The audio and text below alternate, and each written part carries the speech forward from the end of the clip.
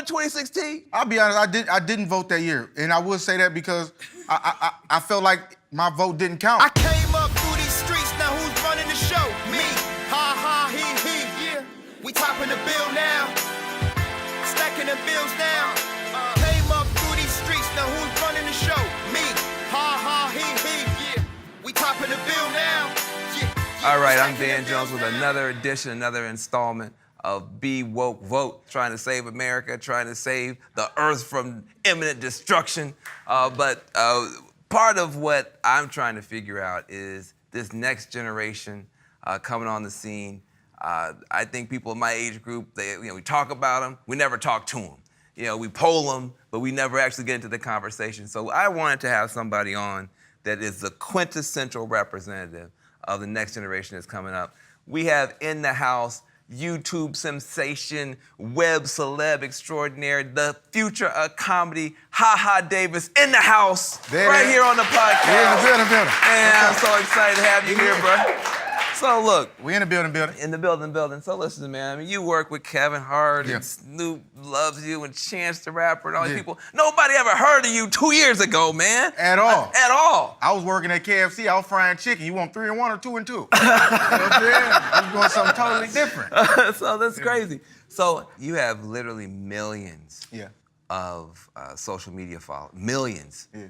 I mean, I got a couple 100,000. I mean, I've been doing this for 30 years. I'm not saying I'm jealous or envious or angry, but, Just a little puzzle. I've just mentioned you to my therapist a few times. Look, what does the older generation, especially like politicians and people who are trying to get at the young people, what is going to actually break through to help young people get more excited about issues and making a difference? I think it's more just relating to us, though, you know what I'm saying? I think what I do with comedy, I relate to the people, the younger generation, and really getting out there and allowing people to see you and letting them know that you're still human. Mm-hmm. Because I think people forget that you're human. Yeah. So I think it's more of just getting out there and letting people know we're still human and letting people know that we are real people. Listen, did you ever think, when you first started putting up the videos, that it was gonna lead to all this, or did you already kind of know in your heart? You could be honest now. I didn't know it would lead to all this, but I knew it would lead somewhere. Why? Because I believed in myself. I never thought it wouldn't go anywhere. I always thought that I know what I'm capable of. I just want the people in the world to really know what I can do. Yeah.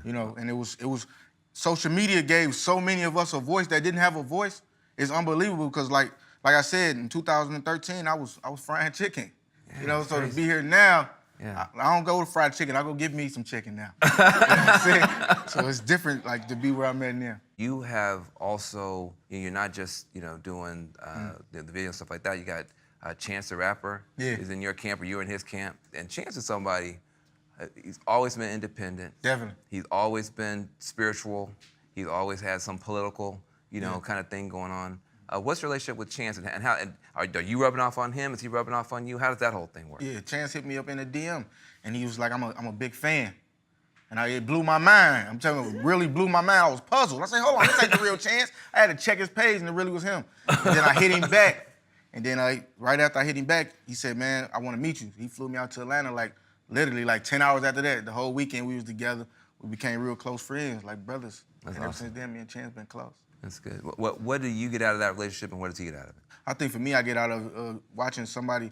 For me, I always said Chance the Rapper was the Michael Jackson of rap to me. He one of the greatest I ever seen, go in the studio and do what it is that he do. I watched him do a whole verse in literally 3 to 4 minutes. It blew my mind. So, to see the way he moved, his work ethic, I try to apply it to my everyday life too. Well, part of the thing is, you are an influencer in a serious way. Yeah. With people that other people can't get to. Right. And we're in a situation where, there's a lot that's happening in society that's not good, that's not positive. Some of it's dangerous, some of it's scary. Mm-hmm. And you have an opportunity with your following to actually impact how they think about stuff. How do you think about, say, Donald Trump and what's going on in politics and stuff like that? I mean, how does that land in your world when you think about Trump? I know you wish you had voted against him.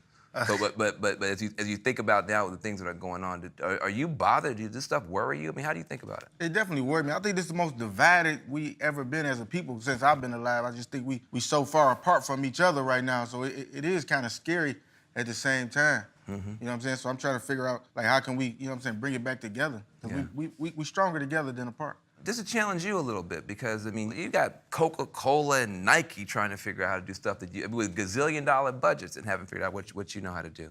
So I mean, to challenge you a little bit, I mean, what could you do that would move these younger people to take these issues seriously, to register to go vote, stuff that they might think is corny, but could literally, wind up saving lives, could wind up, making a difference for the community? I think it'd be the same way I got to where I'm at, just try to touch people through the videos that I make without trying to make it seem like I'm forcing it on them. You know what I'm saying? The things I make, you've been through some of the situations that I post on my social media.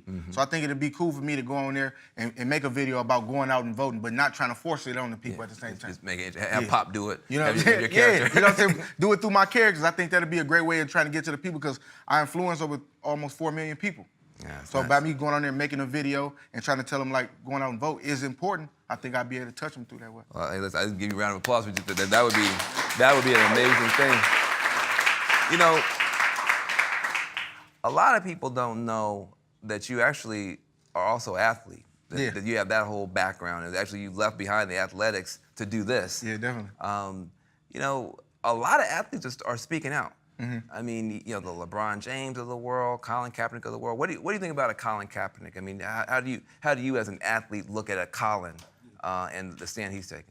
I mean, can you blame a man for believing in something? If you don't believe in anything, you will fall for anything. That's right. So that's why, you know what I'm saying, I step with you. Good. No, I love it. Listen, I'm mad at you about something. We just gonna have to have this conversation in public in front of everybody, and I'm sorry. But we lost Michigan by 10,000 votes in 2016. 10,000 votes. Now, there's 120 million votes cast in the whole country.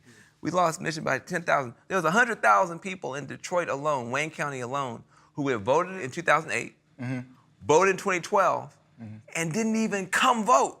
That's black people in Detroit who didn't even come to vote. Did you vote in 2016? I'll be honest, I didn't vote that year. And I would say that because I felt like my vote didn't count. Why? Because, I don't know, I really think then, when Obama was in office to now, I think us black people thought our vote meant more then than it did now. I think we got careless with it. Got careless. We got careless with it. Yeah. When Obama got out of office, we got real careless with it. We didn't care as much no more. Yeah. I went to Michigan, I went to Detroit after the election. Yeah. And a lot of African Americans, first of all, they kept hearing, well, Trump can't possibly win. Right. Hillary's gonna win anyway. That's what it was. And so people were like, it's cold. I gotta stand outside.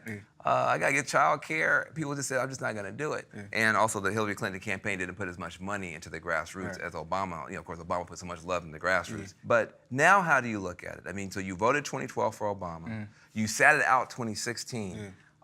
Do you now wish that you had voted in 2016? I do, I honestly do. Why? In 2016, when you at home, you like, ain't no way Trump finna win. You at home, you got your feet up, and then you look, hold on, he won, he did what? You know what I'm saying? So it was different. So now we know that our vote really does count. So when it's time to vote again, I will be out there at the polls. That's good. Well, I'm glad to hear that.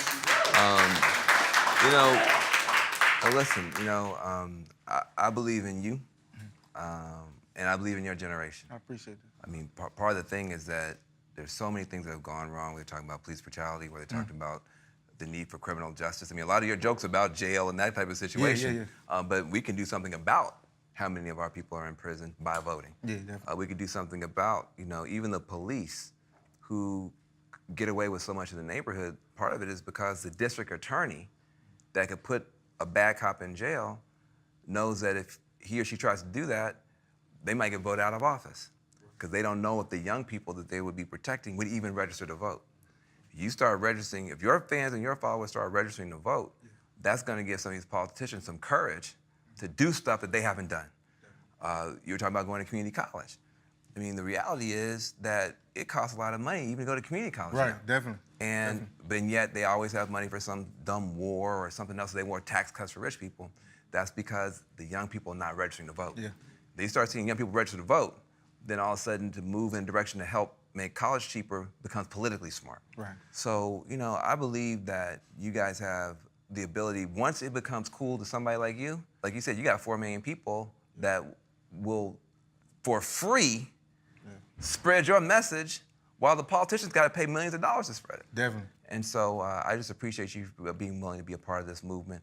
And Having said that, as we go to our close, what is your last message to your fans and followers? Get out there and vote. Don't just vote, vote. Yeah, vote. I love it. Definitely. All right. Thank you very much for being here. Be woke, vote. See you next time. Get woke, be woke, stay woke.